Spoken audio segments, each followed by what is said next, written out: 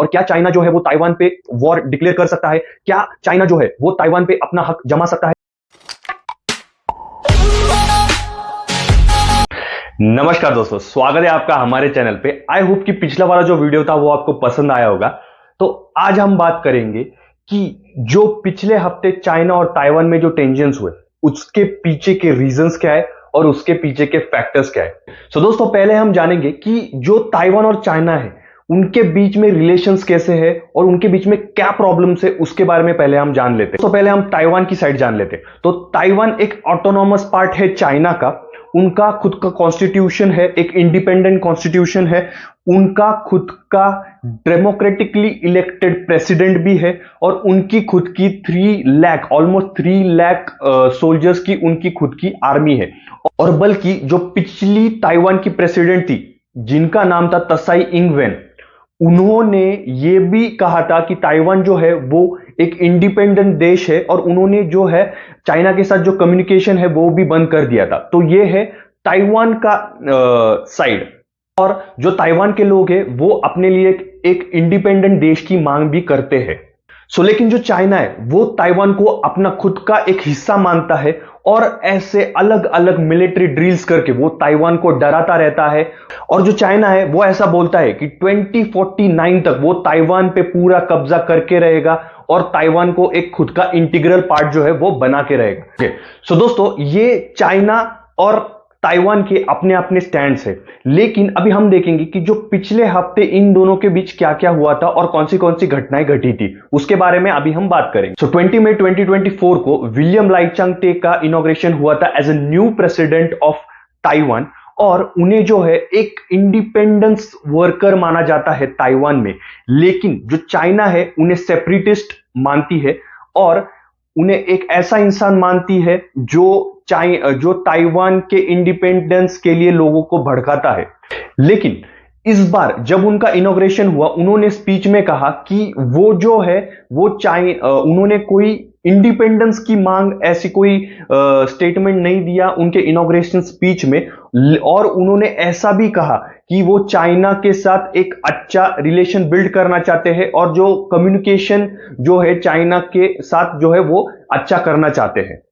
जैसे ही विलियम लाइचांग टे जो है वो जब ताइवान के प्रेसिडेंट बने, चाइना जो उन्हें सेपरेटिस्ट मानती है, चाइना ने जो है एक मिलिट्री ड्रिल परफॉर्म किया जिसको उन्होंने एक पनिशमेंट ड्रिल कहा है और उन्होंने उसका जो नाम दिया है वो जॉइंट सोर्ड 2024 ए करके उन्होंने उसका नाम दिया है। और ये जो ए है ये भी बहुत सिग्निफिकेंस रखता है क्योंकि जब कोई भी मिलिट्री ड्रिल को ए ऐसा नाम दिया जाता है तो ऐसा होता है कि वो एक पहला पार्ट है ड्रिल का और बी सी और ऐसे ड्रिल्स जो है वो हो सकते हैं।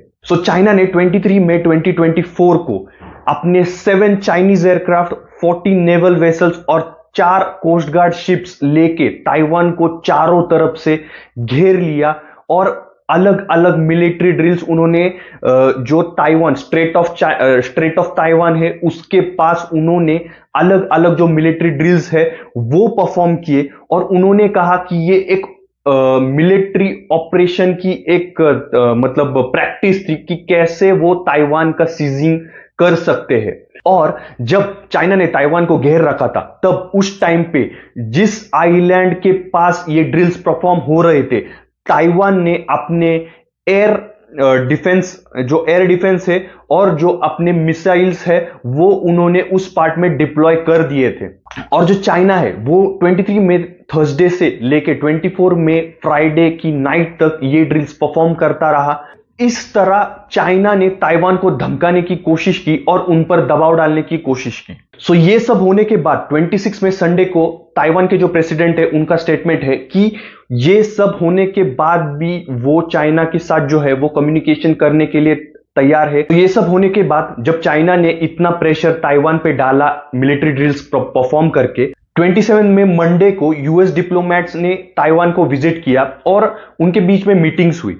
और उसके बाद यूएस डिप्लोमेट्स ने एक स्टेटमेंट दिया कि जो ताइवान ने यूएसए से जो वेपन्स उन्होंने मंगवाए हैं वो जल्द ही ताइवान पहुंचने वाले। तो एक ऐसा स्टेटमेंट उन्होंने ताइवान के सपोर्ट में दिया और दिखाया कि जो यूएस है वो ताइवान को वेपन सप्लाई करेगा और जो यूएस है वो ताइवान को इस सिचुएशन में सपोर्ट कर रहा है। और रिसेंटली यूएस ने जो है वो जापान में कार्डेना करके प्लेस है, उधर उन्होंने उनके F-22 रैप्टर्स जो उनके एयरक्राफ्ट है उन्होंने उधर वो डिप्लॉय किए हैं। तो एक डिफेंसिव माइंडसेट से यूएस ने जो है ये जो उनके एयरक्राफ्ट है वो जापान में डिप्लॉय किए हैं कि कोई अगर सिचुएशन एस्केलेट हो तो वो ताइवान की मदद कर सके।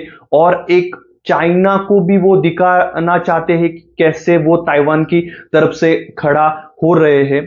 तो जैसे चाइना ने मिलिट्री ड्रिल्स कंडक्ट करके एक धमकी दी ताइवान को, वैसे ही यूएस जो है एक प्रेशर बना रहा है अपने एयरक्राफ्ट जापान में डिप्लॉय करके कि हम ताइवान के साथ है और हम कुछ भी एक्शंस ले सकते हैं। ओके, तो इस तरह से सारी जो कहानी है वो घटित हुई और चाइना जो है वो मिलिट्री ड्रिल्स करके जो है ताइवान को धमकाना चाहता है। और उसी तरफ एक तरफ जो यूएस है वो अपने जो एयरक्राफ्ट है वो जापान में डिप्लॉय करके ये दिखाना चाहता है कि कैसे वो ताइवान के सपोर्ट में है।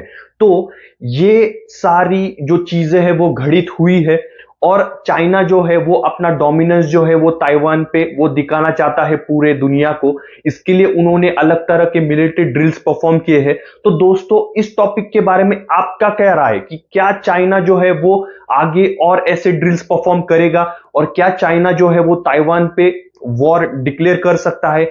क्या चाइना जो है वो ताइवान पे अपना हक जमा सकता है और क्या वो ताइवान को अपने कब्जे में ले सकता है? तो आपकी क्या राय है इस बारे में हमें कमेंट्स में लिख के जरूर बताइएगा। और ऐसे और इंटरेस्टिंग वीडियोस के लिए हमारे चैनल को जरूर सब्सक्राइब कीजिएगा।